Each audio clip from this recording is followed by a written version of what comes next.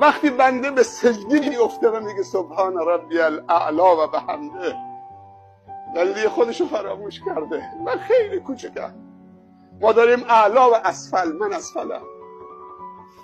اعلا اللهه و اون رب منه، متعلق به منه، اون قلب منه، عشق منه.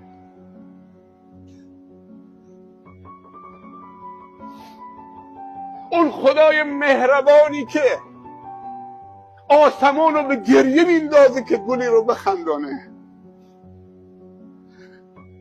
آسمان رو به گریه میندازه که گلی رو بخندونه. هدفش این نیست که گل غنچه بشه و بخنده، میخواد من و تو بندگانش رو بخندونه و شاد بکنه.